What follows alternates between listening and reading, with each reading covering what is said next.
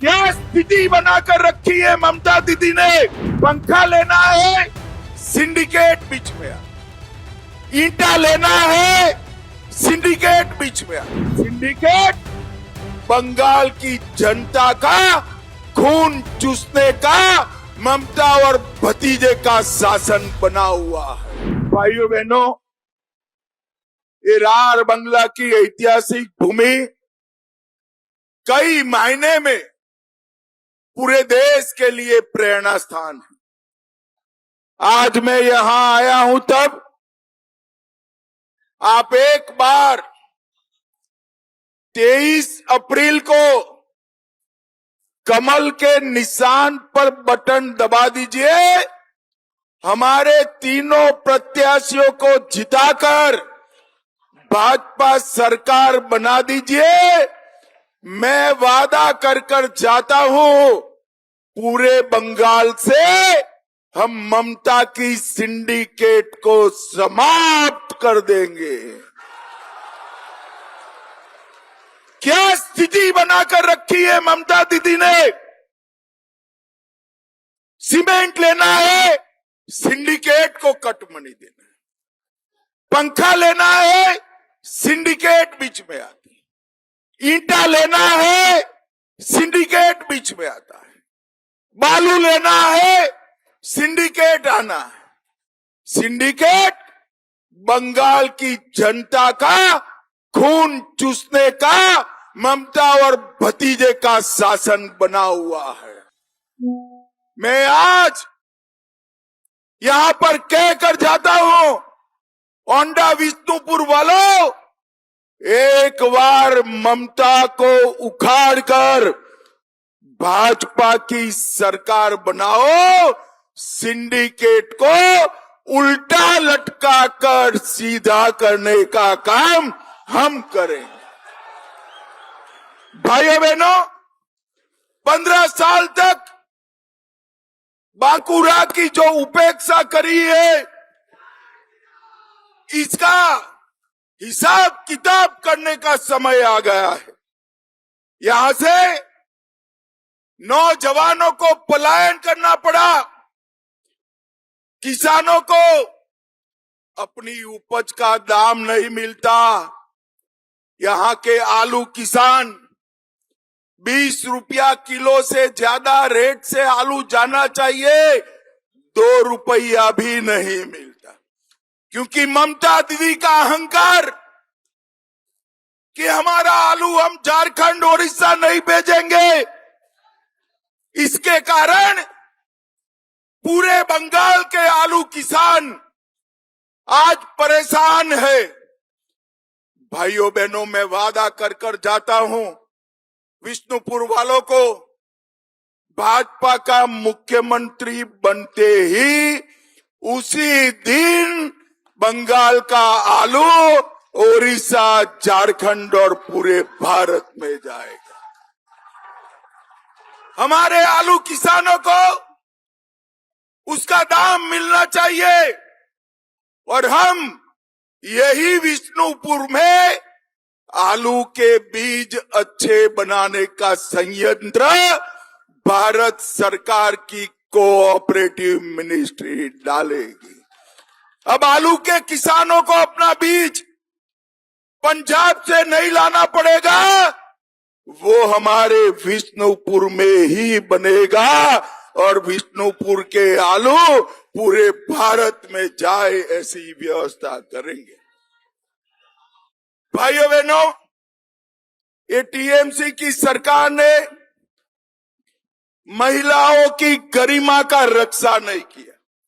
मैं बाद में इस विषय पर आता हूं, मगर ममता दीदी, आपको शर्म आनी चाहिए।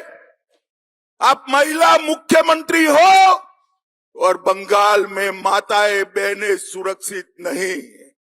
ये स्थिति लंबे समय तक नहीं चलेगी। भाइयों बहनों, निकुंजपुर ग्राम पंचायत में 300 बीघा जमीन नदी के कटाव में बह गई। ममता दीदी के माथे पर जू नहीं रेंगती। टीएमसी के संरक्षण में चल रहे अवैध बालू खनन के कारण धरती की छाती छल्ली हो रही है। ममता दीदी के माथे पर जू नहीं रेखती। भाइयों बहनों, ये हीरक रानी जो है ना, हीरक रानी, जानते हो ना हीरक रानी को? अरे जोर से बोलो, जानते हो ना? कौन है हीरक रानी? जरा जोर से बोलो, कौन है हीरक रानी? ये हीरक रानी को टाटा बाय बाय कहने का टाइम आ गया है। टाटा बाय बाय कहने। यहाँ का सुपर स्पेशलिटी अस्पताल ना डॉक्टर है ना नर्स है। मरीजों के पास से इनके गुंडे टोल टैक्स वसूल रहे हैं। सस्ता अनाज मोदी जी भेज रहे हैं। 5 किलो चावल मुफ्त भेज रहे हैं और ये उसमें भी 1 किलो चावल निकाल रहे हैं। ममता, शर्म करो, शर्म करो। गरीब बच्चे का चावल तेरे टोल टैक्स वाले उगा रहे हैं। मगर मैं कहकर जाता हूं, भाइयों बहनों, हम यहाँ पर थंब इम्प्रेशन की सिस्टम को एक्टिव कर कर आपका 1 ग्राम भी चावल ममता के गुंडों के हाथ में नहीं जाने देंगे। भाइयों बहनों, हमने तय किया है बालूचरी साड़ियों में और पंचमूरा के कुंभकार के प्रोडक्ट में जीआई टैग लाकर बिचौलियों को समाप्त कर देंगे। भाइयों बहनों, यहाँ की महिलाओं की सुरक्षा पूरे देश में एक प्रकार से दयनीय है। ममता दीदी कहती है कि 7 बजे के बाद महिलाओं को घर से बाहर नहीं निकलना चाहिए। ममता दीदी, भाजपा का राज आसाम में देख कर आइए। 10 तोला के गहने डालकर रात को 1 बजे एक बच्ची स्कूटी पे शादी में जाती है। इसको कुछ नहीं होता है, कुछ नहीं होता। इतने सारे दीदी लोग हैं, क्या आप सहमत हो कि माताओं बहनों को शाम को 7 बजे के बाद घर के बाहर नहीं निकलना चाहिए? आप सहमत हो क्या? कोई सहमत नहीं है। आप भाजपा सरकार बना दो, हम 24 घंटा बंगाल की माताओं को सुरक्षा देने का काम करेंगे।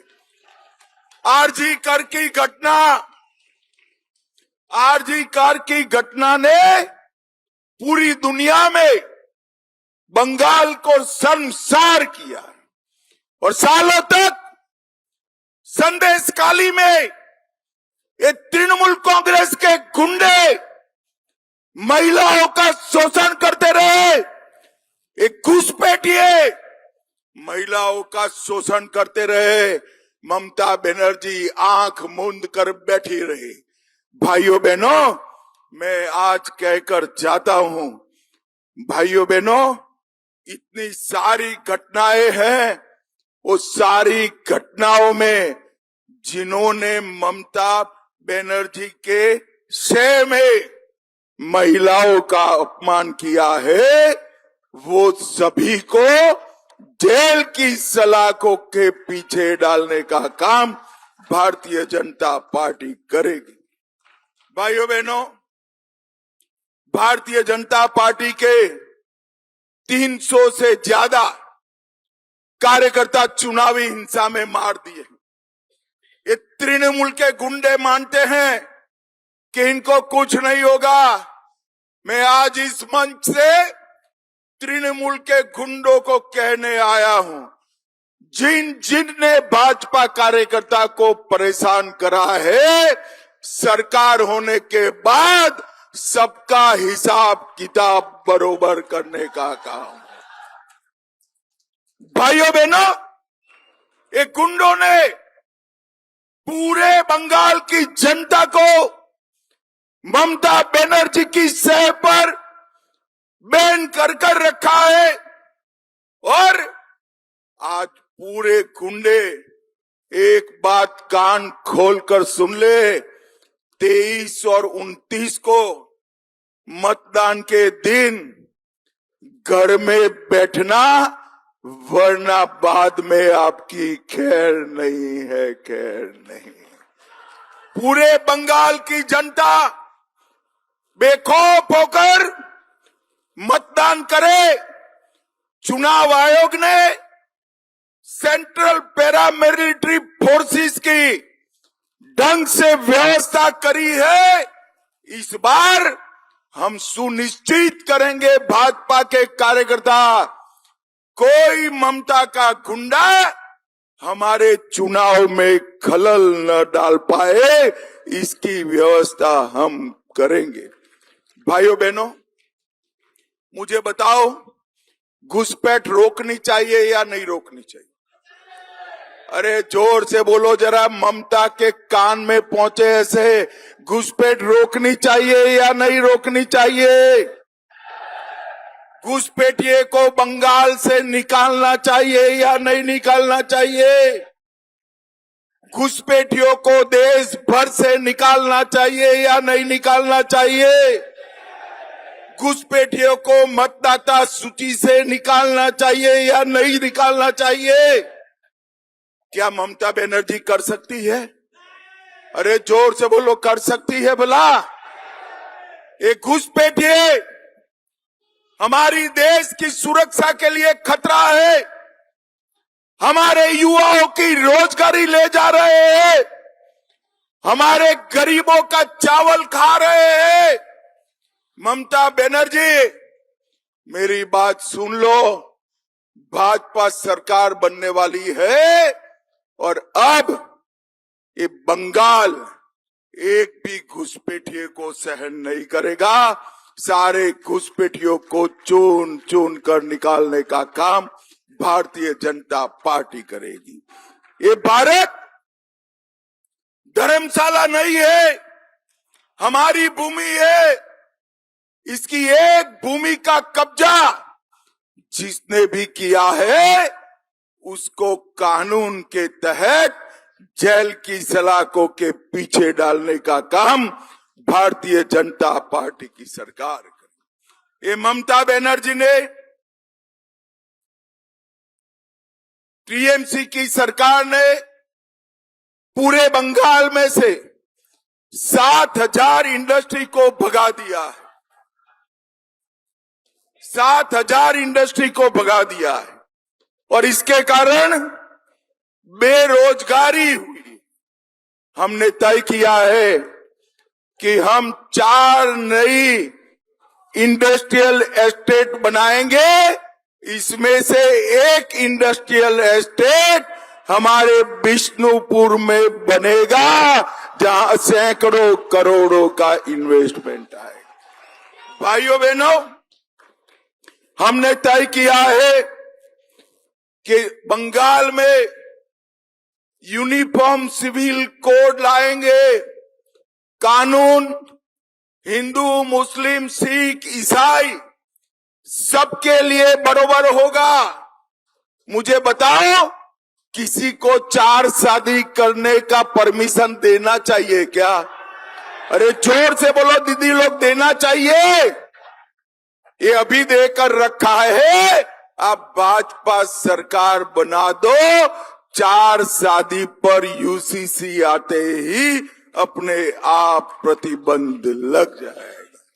सभी सरकारी कर्मचारियों को 45 दिन में 7वें वेतन आयोग का फायदा पहुंचाएंगे और दीदी लोग, आप लोगों के बैंक अकाउंट में हर पहली तारीख को 3,000 रुपया आ जाएगा। 3 सभी दीदी लोगों को बस में फ्री ऑफ कॉस्ट मुसाफरी करने की सुविधा देंगे।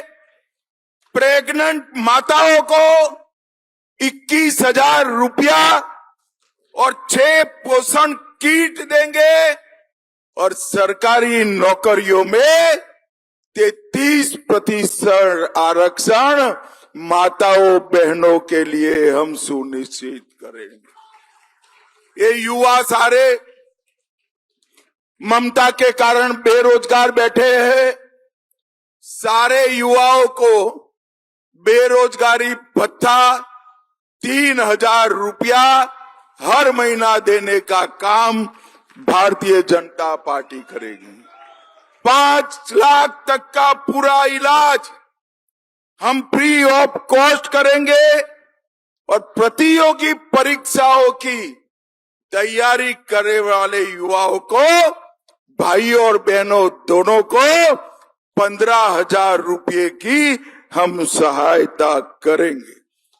धान का दाम 3100 रुपया पर क्विंटल कर हर किसान का 100% धान हमारी बंगाल सरकार खरीदेगी।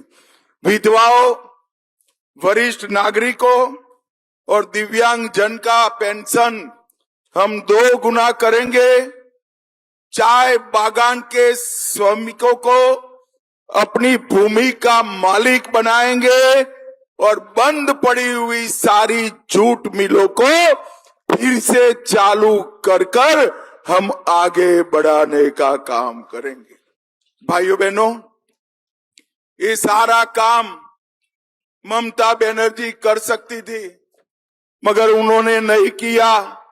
उन्होंने केवल घपले, घोटाले, भ्रष्टाचार किए, कैश फॉर क्वेरी घोटाला किया, शिक्षक भर्ती घोटाला किया, एसएससी घोटाला किया, नगर पालिका नगर निगम में भर्ती का घोटाला किया, गाय तस्करी का घोटाला किया, पीडीएस का घोटाला किया, मनरेगा का घोटाला किया और पीएम आवास में भी घोटाला किया।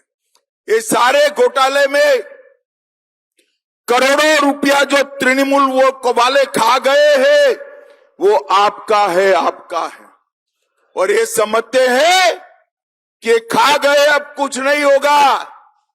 तृणमूल के भ्रष्टाचारी नेताओं को आज मैं कहने आया हूं कि सरकार बनते ही एक जांच आयोग बनाकर सारे भ्रष्टाचारियों को जेल के पीछे डालने का काम भारतीय जनता पार्टी की सरकार करेगी। भाइयों बहनों, ममता बनर्जी की सरकार रहते हुए हमारे बंगाल का विकास नहीं हो सकता।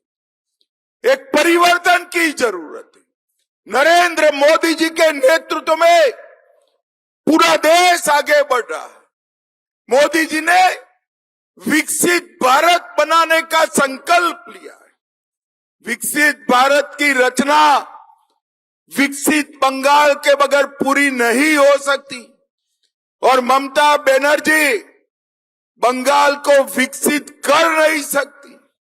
इसलिए मेरा आप सभी से कर जोड़कर, हाथ जोड़कर विनंती है कि 23 तारीख को कमल के निशान पर बटन दबाइए। आगे आइए तीनों प्रत्याशी, तीनों प्रत्याशी आगे रहे। हमारे तीनों प्रत्याशियों को प्रचंड बहुमत से जिताना है। मुझे बताइए, जिताएंगे क्या? अरे जोर से बोलो, जिताएंगे? कमल के निशान पर बटन दबाएंगे? मोदी जी का हाथ मजबूत करेंगे? मोदी जी के नेतृत्व में भाजपा सरकार बनाएंगे? देखो भाई, कमल के निशान पर तो बटन दबाना, मगर इतना गुस्से से दबाना कि बटन तो ओंडा और विष्णुपुर में दबे, देश भर के घुसपैठियों को करंट लगे, ऐसे दबाना। भाइयों बहनों, अंत में मेरे साथ जय श्री राम का जयकारा लगाएंगे। दोनों हाथ उठाइए, जरा उठाइए दोनों हाथ, सभी लोग उठाएं, मुट्ठी भींचकर प्रचंड आवाज से बोलिए, जय श्री राम, जय जय श्री राम, भारत माता की